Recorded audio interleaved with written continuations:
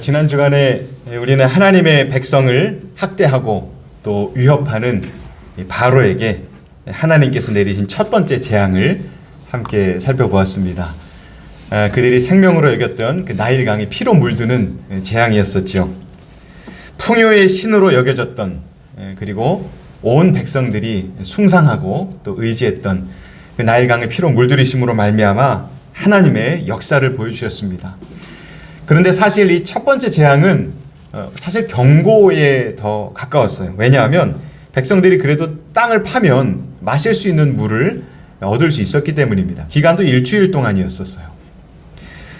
그런데 이 바로 왕은 이 모든 하나님의 역사를 보고도 경험하고도 하나님의 경고를 듣고도 마음을 더 완악하게 먹습니다. 완강하게 하나님의 명령을 거절해요. 내 백성을 보내라. 그들이 나를 섬길 것이니라는 말씀을 거절합니다. 그러자 하나님께서 바로 왕에게 애굽 전역에 두 번째 재앙을 내리십니다. 모세와 아론이 강을 향하여 지팡이를 듭니다.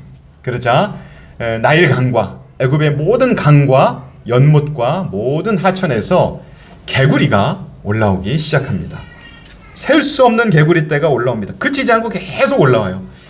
이 개구리들이 집에 와서 사람들이 사는 방에도 들어가고 침대에도 올라가고 심지어는 식탁 위에 음식 먹는 그릇에도 들어가고, 성경에는 이 개구리들이 사람들에게도 기어 올라왔다라고 그렇게 기록합니다. 여러분 얼마나 힘들었겠어요?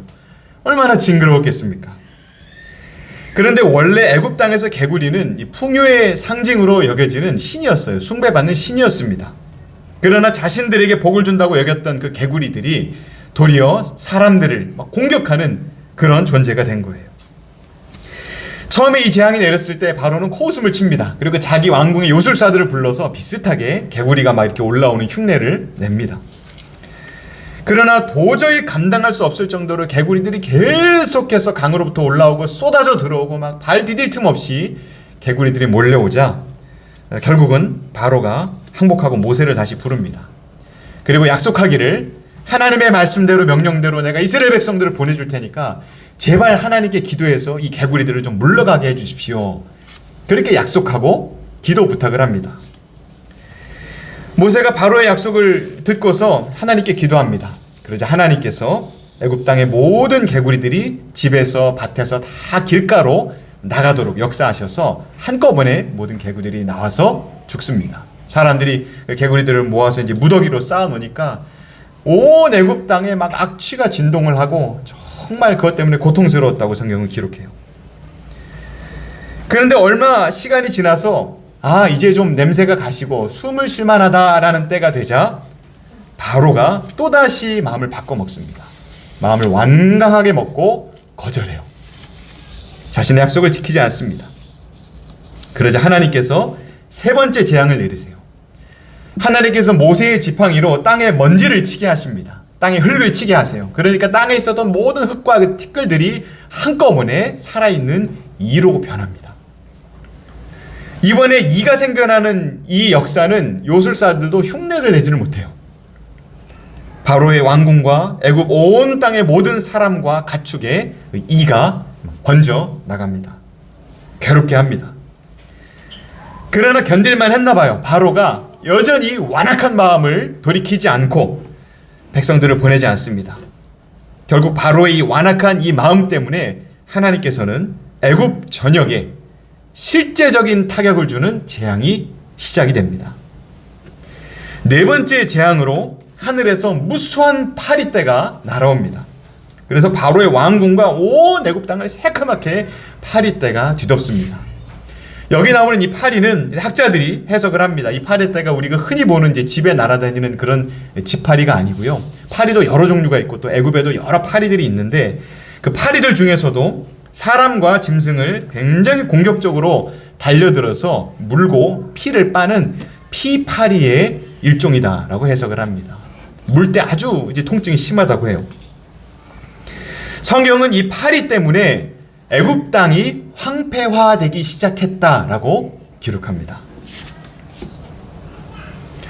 파리가 그치고 재앙이 그칩니다. 바로가 잘못했다고 하고 또 기도해달라고 하고서는 또 재앙이 그치면 또 거짓말을 하는 거예요. 백성들 보내기를 거절합니다. 바로가 거절하자 5번째 재앙이 애굽을 칩니다. 모든 가축들에게 아주 심한 전염병이 돌게 됩니다. 바로가 어떻게 했을까요? 역시 재앙이 그치자 또 거절합니다. 6번째 재앙이 임합니다. 악성 종기가 납니다. 그래서 사람들과 모든 가축들에게 이 악성 종기가 생겨나서 고통을 줍니다. 바로가 또다시 거절해요. 7번째 재앙이 애굽 땅에 임합니다. 이번 재앙은 정말 무서웠어요. 불덩어리가 섞인 우박이 하늘에서 쏟아져 내렸습니다. 사람과 짐승과 밭에 있는 모든 채소와 나무들을 이 우박이, 불우박이 완전히 꺾어버립니다. 아마 천둥과 번개가 그때 같이 쳤다고 했는데 이 천둥 치는 그 검은 하늘에서 불이 섞인 우박이 떨어질 때는 아마 애굽 사람들이 볼 때 최후의 심판이 이 땅에 임한 것 같은 그런 공포와 두려움을 느꼈을 겁니다. 그런데 7번째 재앙이 지나가자 바로가 또 거절합니다. 하나님을 대적해요. 그러자 하나님이 8번째 재앙을 보내십니다. 이번에는 큰 동풍이 불어올 때에 거대한 메뚜기 떼가 애굽 전역을 칩니다. 우박에 간신히 살아남은 남아있는 모든 식물과 채소들 그리고 나무 열매들을 이 메뚜기가 하나도 남김없이 다 먹어치웁니다. 그리고 들판에만 메뚜기가 있는 것이 아니라 집안에까지 들어와서 온 집안을 메뚜기 떼가 가득 채웠다고 성경은 기록해요. 바로가 그런데도 거절합니다. 또 거절을 해요. 그러자 9번째 흑암의 재앙이 애굽 땅에 내리게 됩니다. 모세가 하늘을 향하여 손을 들자 그 즉시로 해가 가려지고 온 애굽 땅에 캄캄한 어둠이 임하게 됩니다. 이 흑암이 얼마나 깊은 흑암이었냐면 사람들이 눈을 뜨고도 볼 수가 없어서 손으로 더듬으면서 다녀야 될 정도의 흑암이었다고 성경은 기록해요. 그래서 사람들이 집 밖으로 나가지를 못했다라고 그렇게 성경은 기록합니다. 이 캄캄한 흑암이 3일 동안 계속돼요. 여러분 3일 동안에 완전히 시야가 차단돼서 아무것도 볼 수 없다고 생각해 보시기 바랍니다. 얼마나 두렵고 얼마나 공포가 심했겠어요. 이 9번째 흑암의 재앙이 온 애굽 땅을 3일 동안 덮은 뒤에 드디어 바로가 모세를 부르게 됩니다. 여러분이 지금까지 임했던 이 모든 재앙들, 첫 번째 재앙부터 9번째까지의 재앙, 이 재앙이 애굽에서 숭배받던 모든 우상들을 사용해서 하나님이 그 땅을 치신 거예요. 그리고 우상들을 사용해서 그들의 신들을 꺾으시는 역사였습니다. 하나님이 보여주신 것은 그것이었어요. 애굽 사람들이 신으로 섬기는 모든 우상들이 사실은 하나님의 역사의 도구이다. 하나님의 손에 쓰임받는 심판의 도구일 뿐이다라는 것을 분명하게 보여주신 것이죠. 특별히 9번째 재앙에서 하나님이 애굽에서 가장 큰 우상이었던 태양을 가리게 하신 겁니다. 태양신은 가장 큰 신이었죠. 위대한 신이고 바로 왕의 수호신이었어요. 그 태양을 가리심으로 말미암아 하나님의 권세가 애굽 땅에 있는 그 어떤 권세보다 더 크다는 것을 하나님은 분명히 보여주신 것이죠. 그런데 여기 9번째 재앙에서 굉장히 흥미로운 설명이 하나 있습니다. 출애굽기 10장 22절 23절 말씀을 보여주시기 바랍니다. 10장 22절 23절을 보면 이 9번째 흑암의 재앙이 임할 때에 이렇게 설명이 됩니다. 모세가 하늘을 향하여 손을 내밀매 캄캄한 흑암이 3일 동안 애굽 온 땅에 있어서 그동안은 사람들이 서로 볼 수 없으며 자기 처소에서 일어나는 자가 없으되 온 이스라엘 자손들이 거주하는 곳에는 빛이 있었더라. 마지막 23절에 이스라엘 백성들의 거주지에는 빛이 있었다라고 기록하세요. 그 당시 이스라엘 백성들이 모여 살았던 도시가 고센 땅이었습니다. 고센 지역이었어요. 그런데 그 고센 땅에는 이 흑암의 어둠의 재앙이 내리지 않은 거예요. 거기는 광명한 태양과 빛이 비춘 것입니다. 정말 놀라운 역사죠. 여러분, 이스라엘 백성들이 있는 땅에는 빛이 비추었다라는 것이 무슨 뜻일까요? 그동안에 하나님께서 바로의 마음을 꺾으시기 위해서 내리셨던 그 재앙들, 애굽 전체를 강타했던 그 재앙들이 바로의 왕궁과 애굽 사람들의 땅에는 내렸지만 이스라엘 백성들의 땅에는 이 재앙이 내리지 않았다는 거예요. 이 재앙들이 첫 번째부터 세 번째까지는 예외입니다. 첫 번째부터 세 번째까지 재앙, 이 재앙은 애굽 백성과 이스라엘 백성의 구분이 없었어요. 뭐 강물이 피로 변한다든지 개구리가 올라온다든지 또 이제 그런 이가 올라오는 것, 이런 것들은 사실 힘들기는 하지만 심각한 해를 입히거나 타격을 주거나 하는 것은 아니었습니다. 앞서 말씀드렸던 대로 이 세 가지 재앙은 사실 경고에 더 가까웠어요.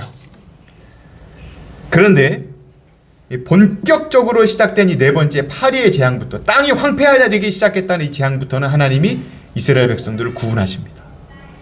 첫 번째 재앙부터 세 번째 재앙까지 이스라엘 백성들로 하여금 함께 경험하게 하신 것은 이 재앙을 체험하면서 하나님의 권능의 역사가 어떠한가를 이스라엘 백성들도 그것을 직접 경험하고 직접 체험하여 실제로 생생하게 믿음의 교육을 삼기 위하신 뜻이었어요. 첫 번째부터 세 번째까지는 같이 겪게 하십니다. 그러나 네 번째부터는 하나님이 구별하세요. 여러분, 그 이유가 무엇일까요? 하나님이 자기 백성들을 구별하시는 이유가 무엇입니까? 오늘 우리가 읽은 본문의 말씀에 기록하죠. 여기 반복되는 말씀을 보시기 바랍니다. 그날에 나는 내 백성이 거주하는 고센 땅을 구별하리라. 22절입니다. 그곳에는 파리가 없게 하리니 이로 말미암아 이 땅에서 내가 여호와인 줄을 내가 알게 될 것이라. 내가 내 백성과 네 백성 사이를 구별하리니 내일 이 표징이 있으리라. 하나님이 이스라엘 백성들을 뭐라고 부르십니까? 내 백성이라고 부르세요. 내 백성. 하나님이 이스라엘을, 그 땅을 구별하고 보호하신 이유는 이스라엘이 하나님의 백성이었기 때문이에요. 하나님이 이렇게 말씀하시고 내가 내 백성 구별하겠다라고 말씀하신 이후로는 이 맹렬한 재앙 속에서도 이스라엘 백성들은 전혀 해를 입지 않게 됩니다.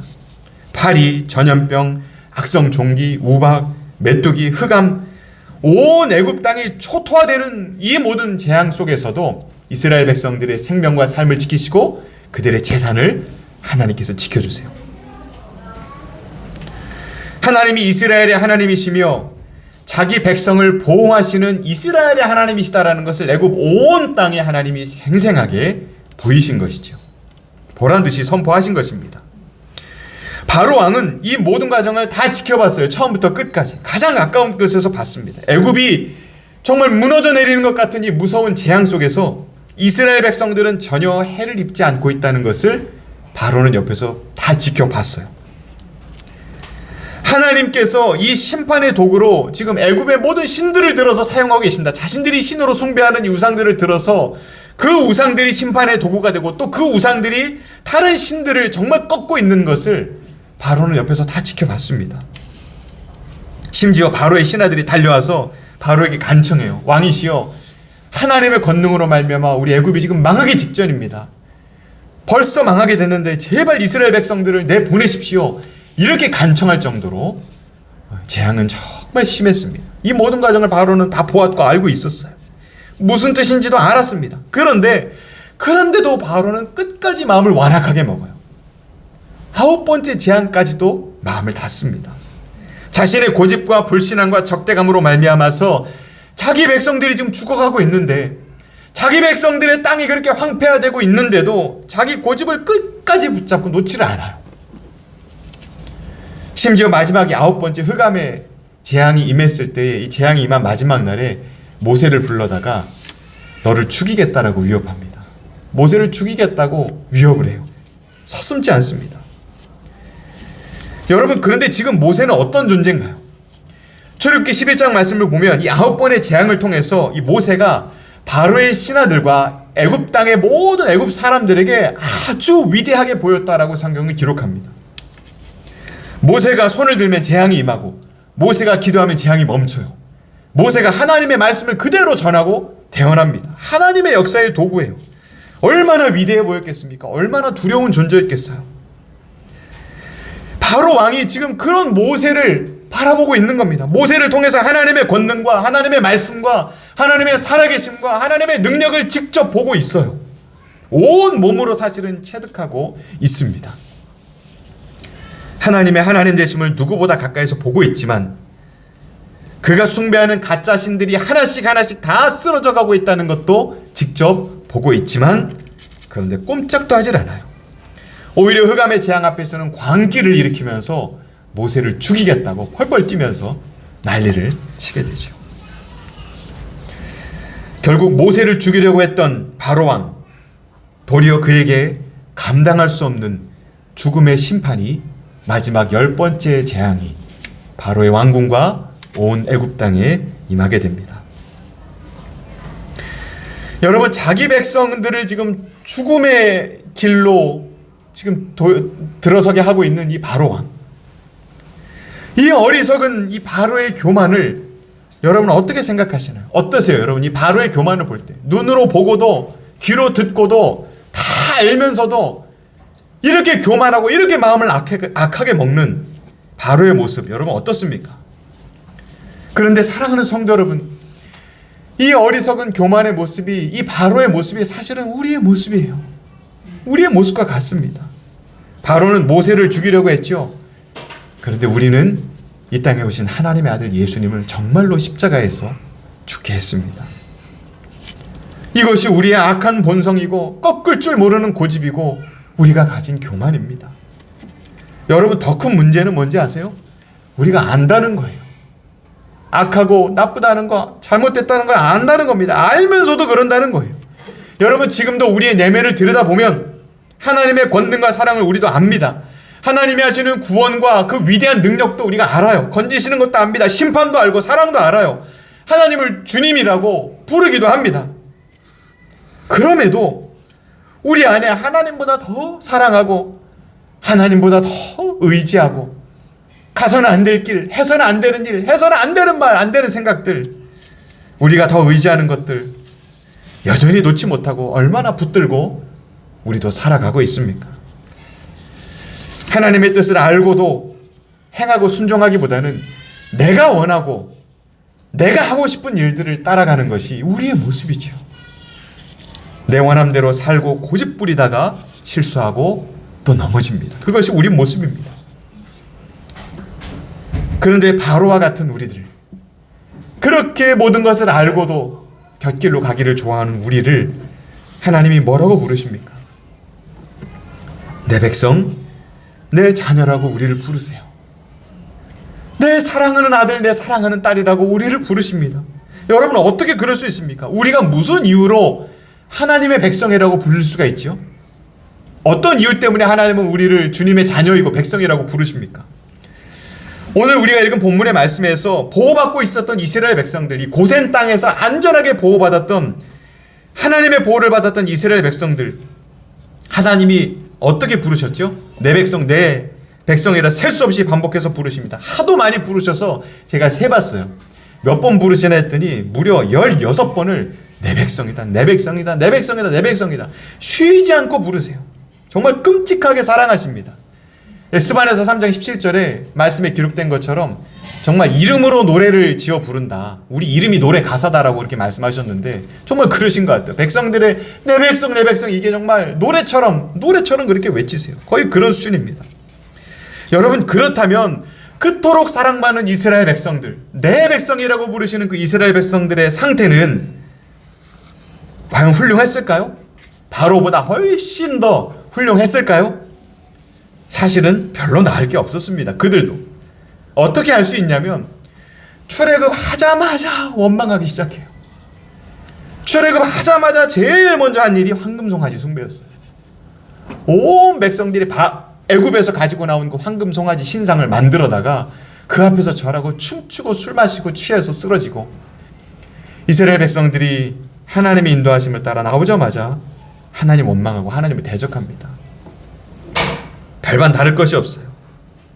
이들이 정말 하나님의 백성이 맞나? 제 개인적으로는 이스라엘이 하나님의 백성이라고 불릴 만한 삶을 산 적이 있는가 싶을 정도로 그들은 하나님 앞에 대적합니다.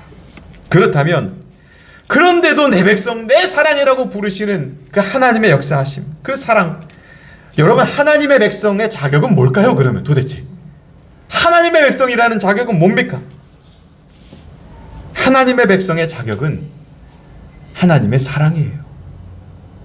하나님이 먼저 우리를 사랑하셨습니다. 하나님이 먼저 우리를 백성으로 부르셨기 때문에 우리는 하나님의 백성이 된 겁니다. 하나님이 먼저 사랑하시고 하나님이 먼저 부르시고 하나님이 먼저 우리를 품에 안으셨어요. 여러분, 이것을 우리가 두 글자로 은혜라고 부르죠.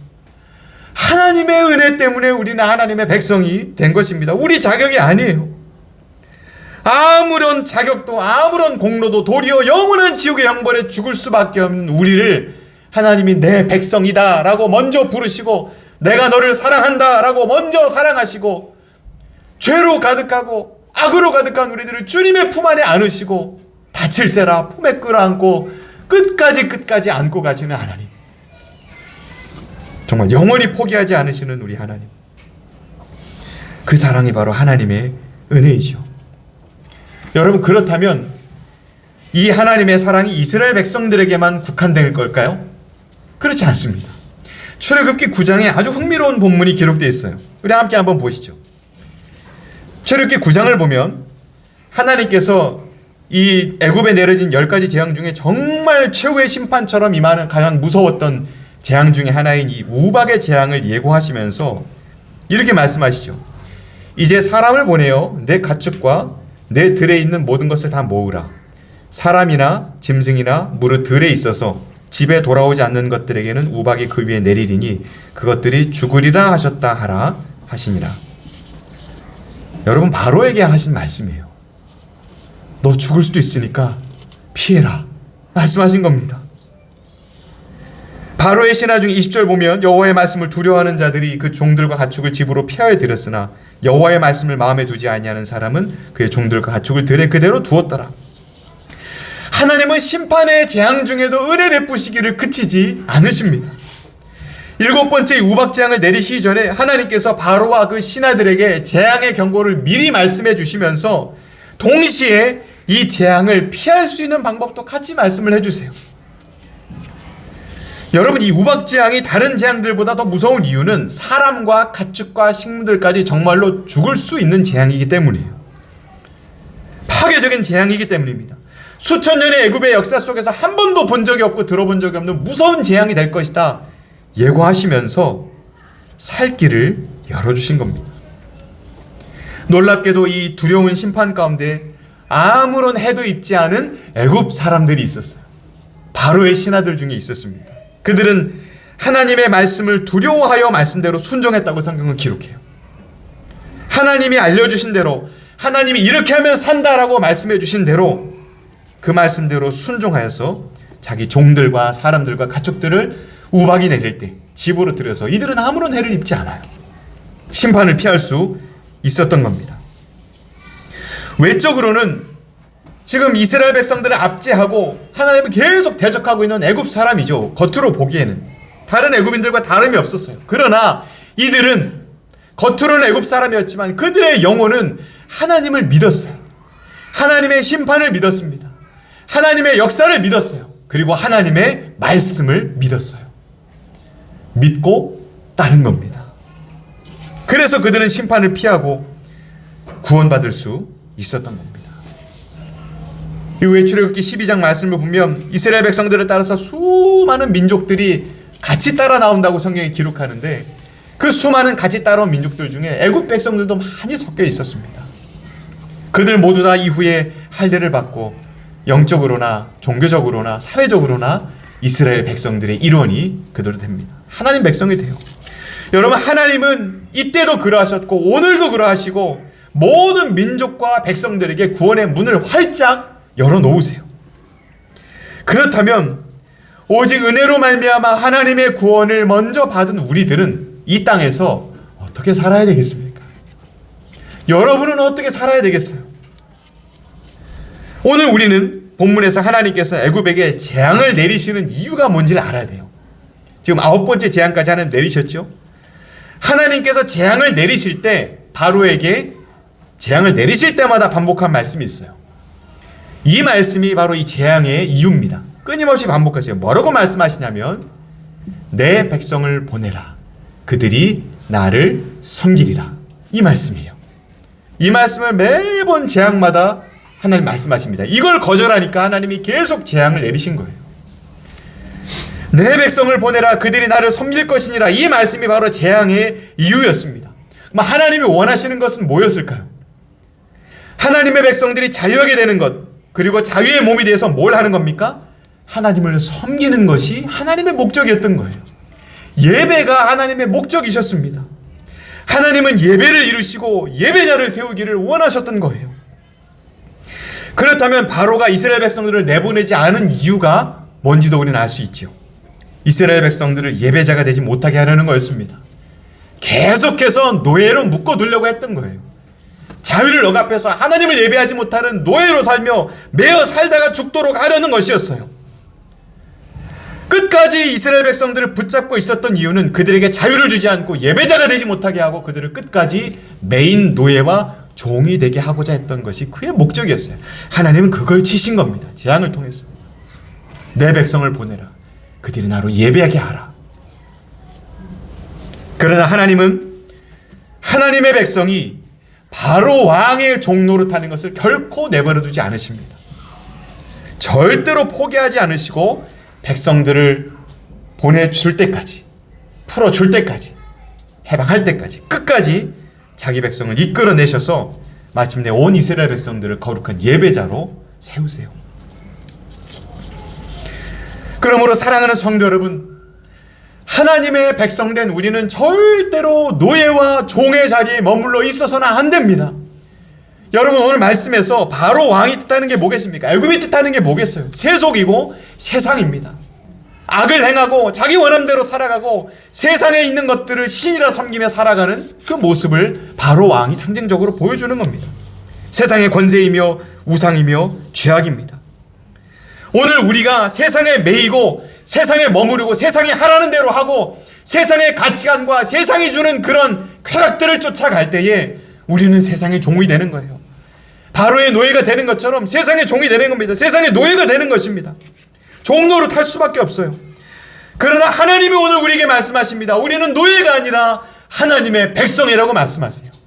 바로의 종이 아니라 하나님의 백성이라고 말씀하십니다. 여러분 기억하세요. 갈라디아서 5장 1절에서 하나님께서 우리에게 선포하시죠. 갈라디아서 5장 1절 말씀 보여주시기 바랍니다. 우리 함께 한번 읽어봅시다. 갈라디아서 5장 1절 함께 읽습니다.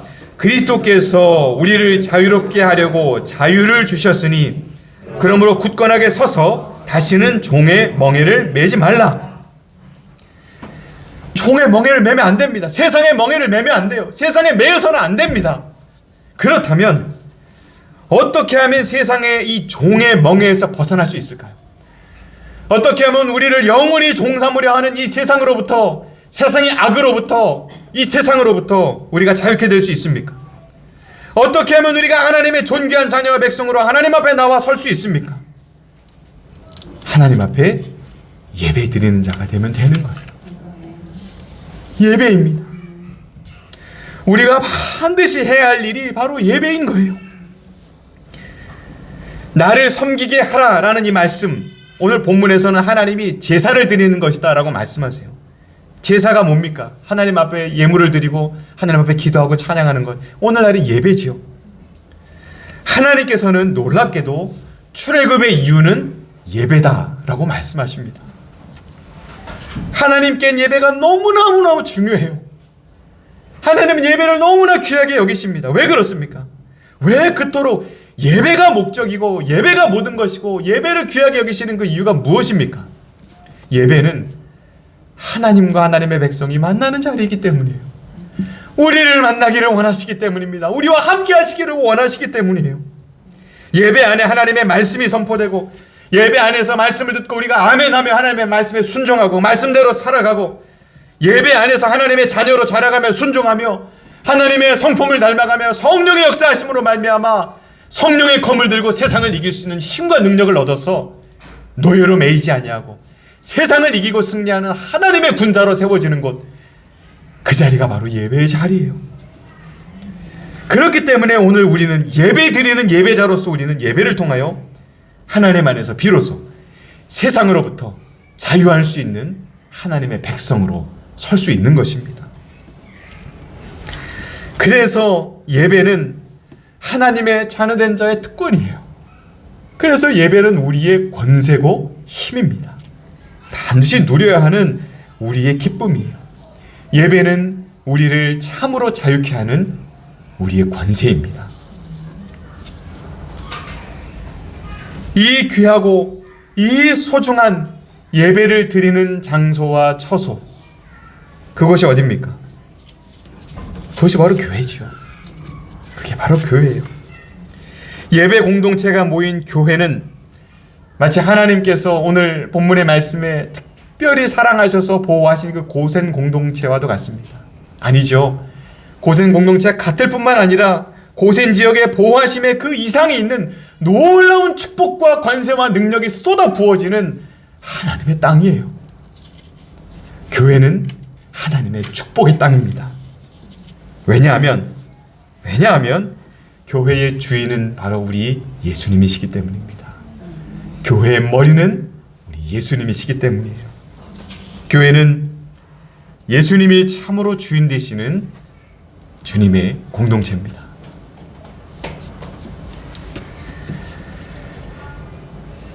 이제 7월 16일에 우리 교회 설립 1주년이 다가오지요. 하나님의 은혜와 보호하심으로 여기까지 왔습니다.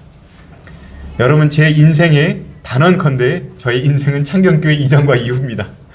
너무 달라요. 여러분, 삶이 다르고 정말 영적으로나 삶으로나 정말 하나님의 은혜의 강도가 다릅니다. 부어주시고 축복해주시는 은혜가 달라요. 창경교회 이전과 이후는 정말 비교할 수 없을 만큼 다릅니다. 얼마나 달라지는지 느껴요. 제가 우리 성도 여러분들, 우리 함께하는 모든 기간들 동안 여러분들의 모습을 봐도 이전과 이후가 얼마나 다른지 모릅니다. 여러분도 그렇게 느끼시죠? 예, 아멘이시죠? 예, 아멘입니다. 하나님의 은혜입니다. 하나님이 우리 창경교회를 허락하시고 세워주시고 여기 이렇게 아름다운 예배 공동체를 우리에게 주신 건 얼마나 감사한지 모릅니다. 그러므로 사랑하는 성도 여러분, 우리 모두 교회를 더 사랑하십시다. 더 사랑하시기를 축원합니다. 그리고 하나님이 부어주시는 그 은혜와 정말 그 사랑을 힘입어서 하나님 안에서 세상의 권세로부터 참된 하나님의 백성의 자유함을 누리시는 여러분 되시기를 주님의 이름으로 축원합니다.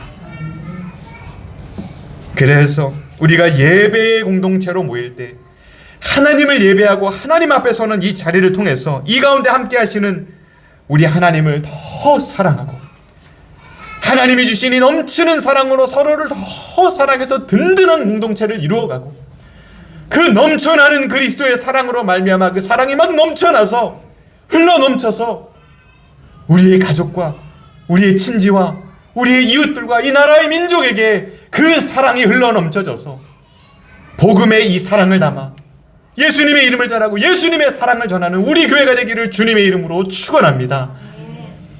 하나님이 세우신 이 교회, 예수님이 머리 되시고 주인 되신 이 거룩한 예배의 공동체, 능력과 사랑과 은혜의 공동체, 하나님이 계시는 이곳 더 사랑하고 하나님을 사랑하고 하나님의 말씀 붙잡고 사랑하며 하나 되어서 주님과 함께 동행하며 나아가는 우리 귀한 창경 가족들 다 되시기를 존귀하신 주님의 이름으로 축원드립니다. 아멘.